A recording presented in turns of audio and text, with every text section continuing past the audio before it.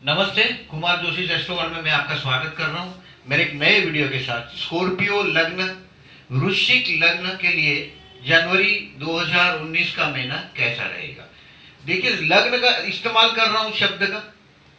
अभी लग्न आपको शॉर्टली बताता हूँ, बस हर वीडियो में बताता हूँ ऐसा। ये आपकी ढेर सारी कुंडलियाँ होगी, लग्न कुंडली ढेर सारी कुंडलियां होगी। उसमें लग्न कुंडली होगी, चंद्र होगा, नवमांश होगा, त्रिशांश होगा, होरा होगा, ढेर सारी कुंडली। उसमें से सिर्फ लग्न कुंडली को देखना है। और इसमें अगर 8 लिखा है, यानी कि 8वीं राशि आपका लग्न है इन शॉर्ट, तो आपको ये वीडियो देखना है और तब आपका रिजल्ट बहुत अच्छा आएगा। ऑलरेडी शनि धन स्थान में है, ट्रांजिट की बात है। ये जन्म के आपके प्लेनेट मेरे पास नहीं होते।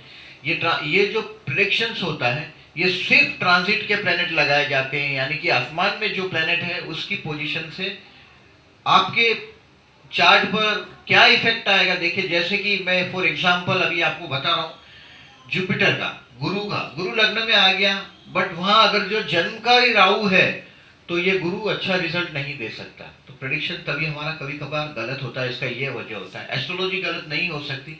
मैं इसके लिए डिटेल्स में वीडियो बनाया है मैंने, ट्रांजिट का, गोचर का। प्लीज उसको भी रेफर कीजिएगा अगर आप एस्ट्रोलॉजी लर्नर है तो। अभी आप ये सुनिएगा कि वृश्चिक के लिए देखिए, वेरी फर्स्ट थिंग, चार्ट को स्काई की जो पोजीशन है वो और आपका जन्म का लग्न है उसकी कंपैरिजन करते हुए दिखाई दे रहा है कि शुक्र और गुरु की युति है, यानी कि कुछ न कुछ शुभ कार्य आपके अकाउंट में आ रहा है। गुरु और शुक्र, देखिए शुक्र जब भी गुरु के साथ होता है तो गुरु शुक्र थोड़ा नहीं, काफी व्यभिचारी टाइप का ग्रह है, मौजी है, अपने आनंद के लिए वो कोई भी स्तर पर जा सकता है, शुक्र वो टाइप का है। लेकिन जब वो गुरु के साथ होता है या गुरु की एस्पेक्ट में होता है तो उसके उसके जो मौज है उस पर कंट्रोल आता है, यानी कि शुक्र पर दबाव आ जाता है। जिस भी जन्म चार्ट में, ज्यादातर मैंने एस्ट्रोलॉजर्स के चार्ट देखे हैं, आध्यात्मिक ऊंचाई वाले लोगों के चार्ट देखे हैं, उसमें ये सब शुक्र गुरु के कंट्रोल में होता है। आइधर इट युक्त,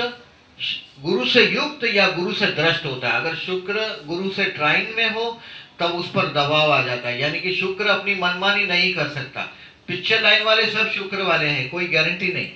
और मंगल वाले तो बिल्डिंग की लाइन है, बिल्डर्स की लाइन है, जबान की कोई गारंटी नहीं। तो उस तरीके की बात है। तो गुरु शुक्र की जो युति है ये आपको आध्यात्मिक ऊंचाई देगा। ये महीना आपकी ऊंचाई आध्यात्मिकता की, क्योंकि गुरु शुक्र का दबाव है, शुक्र पर पूरा गुरु का दबाव है, आध्यात्मिक ऊंचाई देगा। ये महीना आपके लिए सात्विक महीना रहेगा। और देखिए, वेरी फर्स्ट थिंग, एस्ट्रोलॉजी का नियम है आपके लग्न को देखना है और लग्नेश को देखना है। लग्न आपका पीछ है और लग्नेश आपका हीरो है। आपका लग्नेश हीरो 5th हाउस में है, यानी कि आपके संतान स्थान में है। ये मंगल आपको 23 दिसंबर से 5 फरवरी तक, यानी पूरा जनवरी महीना ये आपका संतान का कुछ ना कुछ भला करके जाएगा। अगर आप मैरिड है तो, और आपको बच्चे हैं तो। अगर आप अनमैरिड है यानी कि स्टूडेंट है तो ये गुरु आपके लिए बहुत अच्छा एजुकेशनल कैरियर दे देगा। एक महीने में क्या हो सकता है उसका अंदाजा आपको आ जाएगा जनवरी महीने में ही, क्योंकि गुरु और मंगल का परिवर्तन राजयोग हुआ है। केंद्र और त्रिकोण का, केंद्र का स्वामी मंगल पंचम में, त्रिकोण में, और त्रिकोण का स्वामी केंद्र में। मंगल और गुरु का परिवर्तन योग हुआ है, राजयोग हुआ है। आपके लिए अच्छा है, आपके संतान के लिए अच्छा है। जो अनमैरिड है उनकी शादियां हो सकती है, और जो मैरिड है उनके जीवन में उनका स्पाउस उनके सर पे बैठने वाला है। दोज हु आर मैरिड, उनका स्पाउस उसके सर पे बैठ के उसको हैंडल करेगा।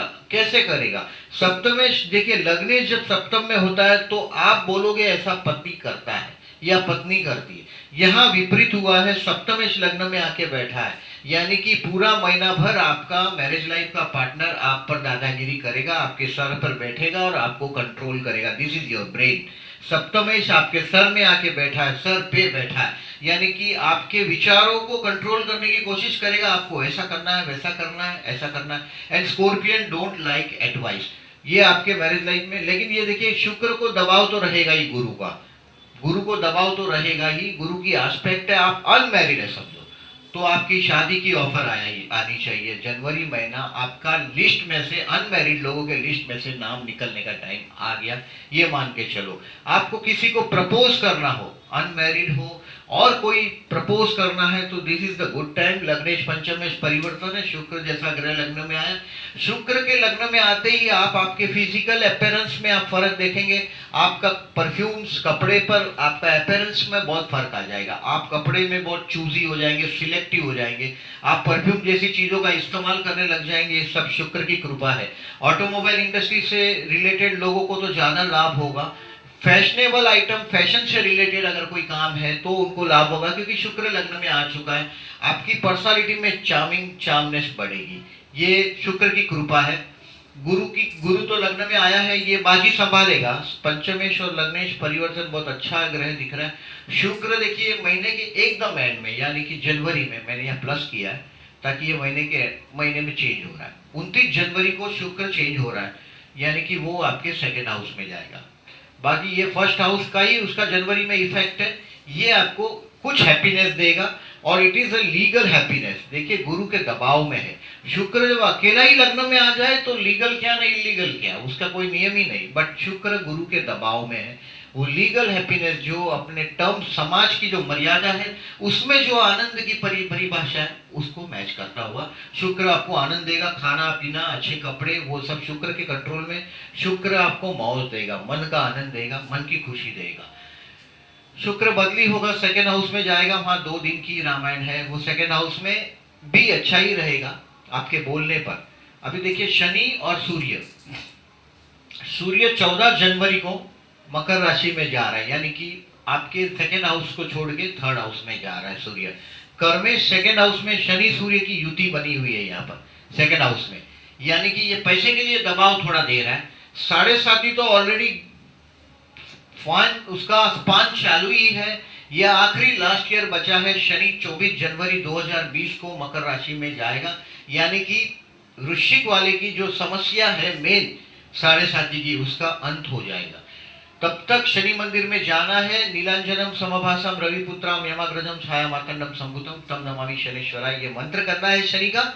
जब तक ये होता नहीं पोजीशन, तो ये शनि सूर्य की युति आपको फैमिली के स्थान में हुई है।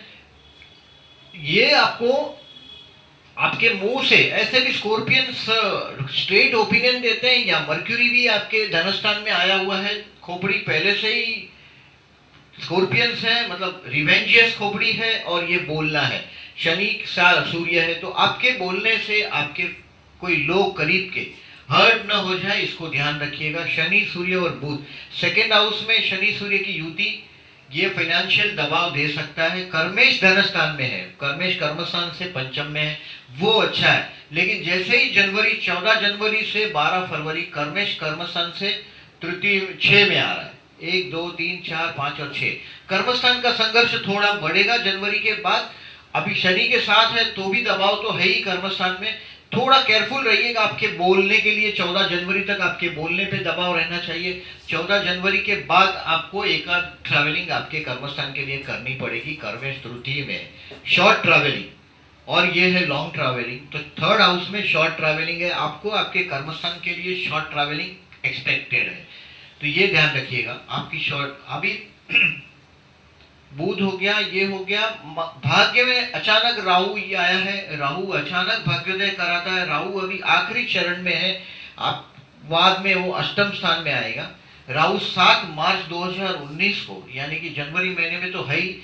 आपको एक्सीडेंटल चांस देना ही चाहिए उसको, भाग्य के एक्सपेक्टेड है। गुरु के अभी तो पूरे एस्पेक्ट में आ रहा है राहु, धीरे धीरे गुरु के पूरे कंट्रोल में आ रहा है राहु, तो राहु की नेगेटिविटी अभी कम हो गई है। आपके राहु भी एडवांटेजेस हो गया है, भाग्य में राहु है। ये धर्म कार्य में विक्षेप डालने वाला चीज है, क्योंकि ये 9th हाउस धर्म स्थान है, उसमें आया हुआ राहु धर्म कार्य नहीं संपन्न होने देता। आपके लिए ये महीने में देखिए आपको नई कोई ना कोई आइडिया सुझाएगा। थोड़ा अगर जो आप खगोल को स्टडी करते हैं, 2 जनवरी को शनि सूर्य की युति है 17 डिग्री पर। 2 जनवरी की शनि और सूर्य की, 2 जनवरी को युति है शनि सूर्य की। तो इसको शनि सूर्य की युति दबाव है आपके बोलने के लिए। सबसे डिफिकल्ट डे मैं मानता हूं तो 2 जनवरी मानता हूं। देखिए 2 जनवरी को अगर आपके फैमिली में, ये कुटुंब स्थान है, उसमें शनि सूर्य की युति है, कोई फैमिली सोशल गैदरिंग है, कुछ फंक्शन है, देखिए गुरु शुक्र की वजह से आप छा जाएंगे। आप पर ईर्ष्या हो सकती है लोगों को, और ये आपकी जबान खराब करने का दिन है। शनि सूर्य की युति, आपके फैमिली में कहीं ना कहीं से कुछ ना कुछ आपको दबाव महसूस होगा। 2 जनवरी का दिन ज्यादा इंपॉर्टेंट है। सूर्य ग्रहण है 5 जनवरी को धनु राशि में, आपके सेकंड हाउस में ही है। वो भी कर्मेश सूर्य है। काम धंधे के लिए थोड़े केयरफुल रहिएगा। नौकरी वोकरी जंप करने को मिले तो अभी जंप करने का ये वक्त नहीं है। गुरु ऑलरेडी 7.5 से जा रहा है, गुरु लग्न में है, आस्पेक्ट कर रहा है गुरु सप्तम स्थान को, लेकिन ये नौकरी चेंज करने का वक्त नहीं है। बिजनेस जैसा चल रहा है आपका वो चलने दीजिएगा, उसमें गड़बड़, क्योंकि कर्मेश सूर्य आपका सूर्य ग्रहण है। कर्मेश धनु राशि में सूर्य ग्रहण हुआ है, तो वो भी नहीं चलेगा। आप जंप मारो तो वो नहीं चलेगा। धनु राशि का है सूर्य ग्रहण। 20 दिसंबर से 15 जनवरी देखिए शनि अस्त भी है। शनि अस्त है, शनि आपका सुखेश है, चतुर्थेश है, तृतीयेश है। भाई बहन के संबंध में थोड़ा सुस्तता आएगी। और ऐसे भी तृतीय देखिए बुध है, बुध भी अपनी राशि बदल रहा है 20 जनवरी को। 20 जनवरी को थर्ड हाउस में आएगा। ये 8th हाउस से 8th हाउस है, थर्ड हाउस 8th हाउस से 8th हाउस, 1 2 3 4 5 6 7 8, 8 से 8 में है। अपने भाई बहनों के साथ कुछ न कुछ रिलेशंस में तनाव जरूर दे के जाएगा ये बुध, आया हुआ बुध। बुध 20 जनवरी से 6 फरवरी तक आपके थर्ड हाउस में है और ये भाई बहनों से रिलेशंस में तनाव देगा। अगर आपका फाइनेंशियल कुछ है काम है भाइयों से तो थोड़े केयरफुल रहिएगा।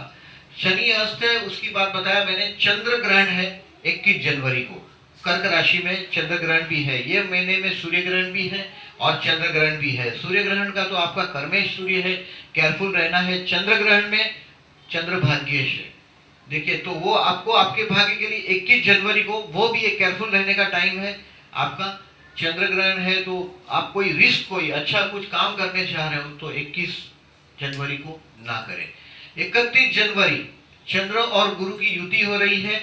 ऑलरेडी गुरु वृश्चिक राशि में है, चंद्र के साथ आएगा 23 डिग्री पर। चंद्र गुरु की युति है।